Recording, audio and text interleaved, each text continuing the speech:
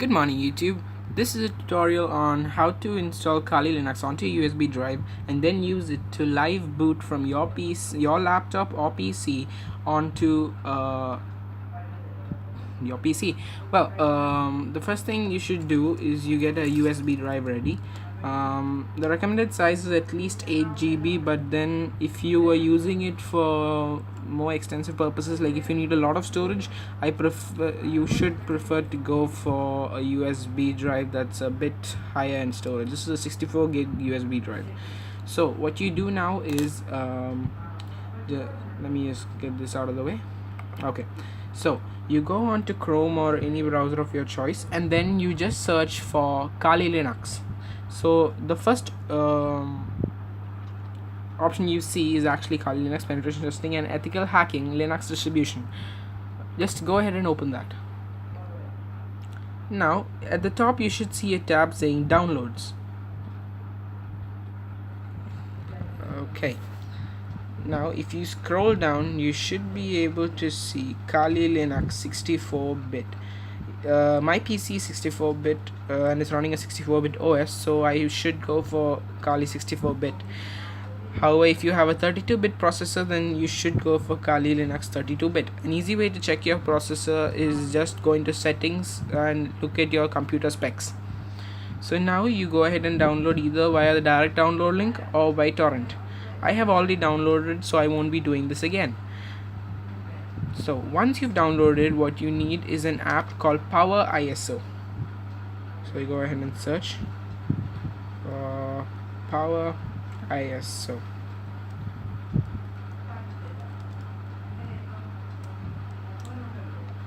You should get a direct download link to the website. Just go ahead and open it, and it's a free software, but then you can only use it for the trial period, but that's all that's needed for doing it for now. So just download whichever version you require. Sorry about the shaky video, guys. I'm recording this from my phone, sadly. So go ahead and click on 64-bit and you should be able to start the download. Now what you do is just close all these or just search. Once you've done installing it, just go to Power ISO and it should open as a desktop app in there. So let me just go ahead and open it. Okay, now it is opened up. You should see, okay, now it has come as continue unregistered. That is what we'll be selecting because we are not going to pay for a software that we're just going to use one time, right? Okay guys, now the next thing you need to do is go ahead and take your USB drive. Sorry, is the light pretty low here? Let me see if I can get that done for you.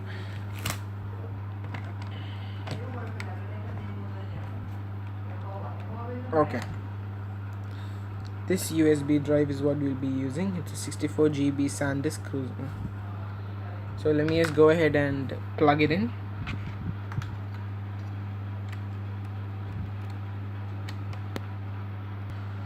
Okay guys, once you've plugged it in, the next thing you need to do is you just go into action.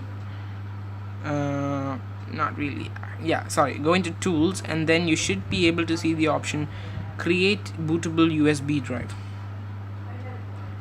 You need administrator permission, so just click OK and go ahead and click yes. Okay, a different window will open up, and again the thing comes saying continue unregistered. Go ahead and click it.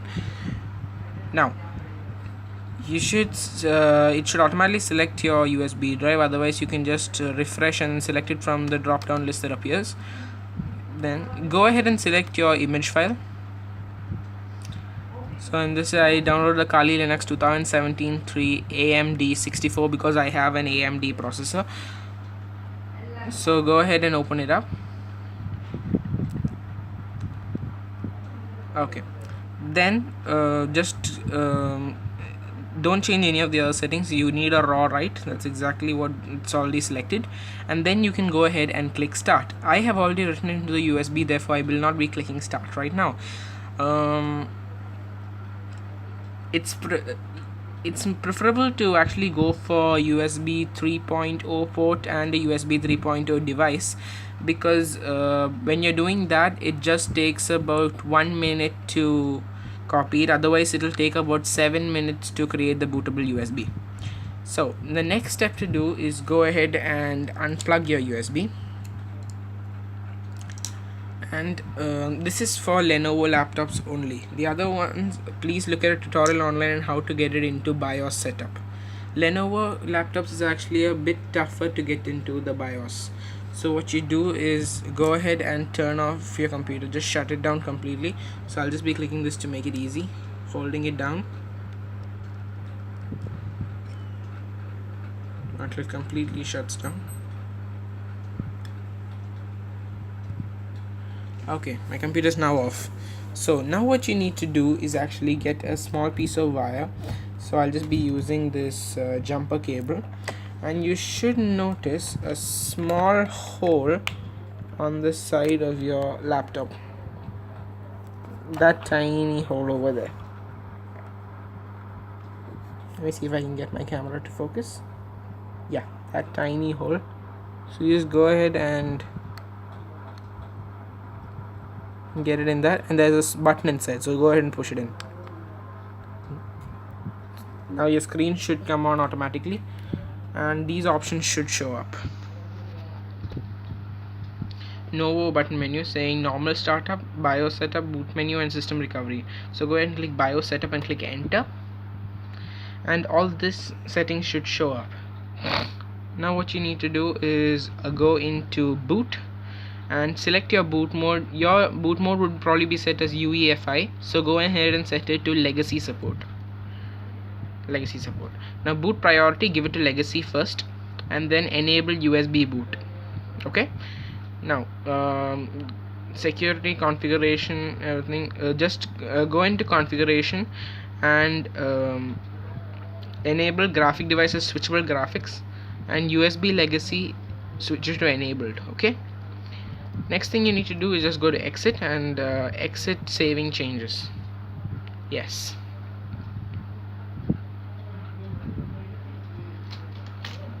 Oh, sorry. So the next time you do a boot, you should actually plug in the USB. So let me just turn it off again. I forgot to plug in the USB. I'm sorry.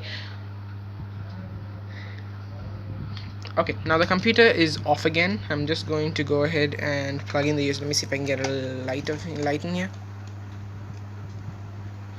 Okay, I'm just going to go ahead and plug in the USB into the USB 3.0 port or USB 2.0, depending upon your preference. Now let me just go ahead and click the power button. Done. Now it should automatically boot into Kali Linux, and you should hear a loud beep.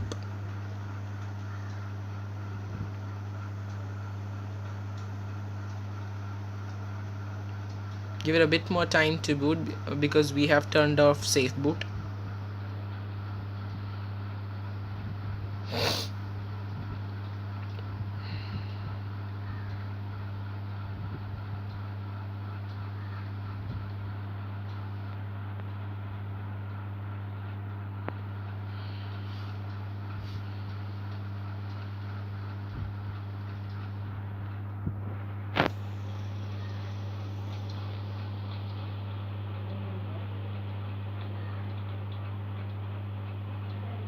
Okay.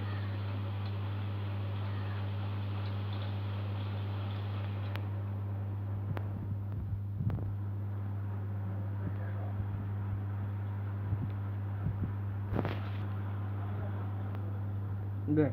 Now Kali Linux has opened up.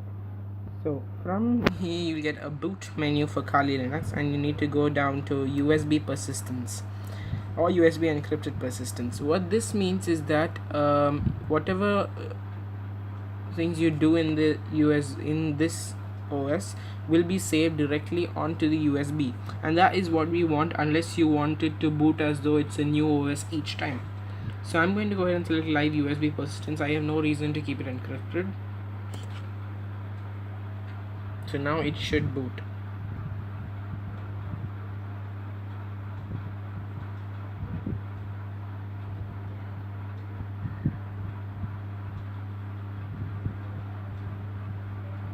It takes a bit of time. but it should be up and running in 5, 4, 3, 2, 1, 0. Okay, it is a bit slow. So let's just wait for that to load.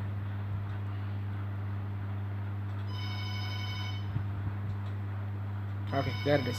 This is the Kali Linux boot. Once you boot into the desktop, this is the desktop, and the good thing about Kali Linux is that it already comes preloaded with all these different apps for these are all different hacking tools. So what you can go ahead and do is, if you want, you can just go ahead and open the apps, and these are all your apps. Each folder contains about 10-20 apps. All of them are different tools for different reasons, and it also comes with the basic stuff like terminal, videos, photos, everything, and text editor, and even a version of Mozilla Firefox is in this. So that's all, guys. If you need any help, please don't hesitate to ask below, and if you really like this video, please comment below, because I would really like to hear your feedback. So I will see you guys next time. Bye bye.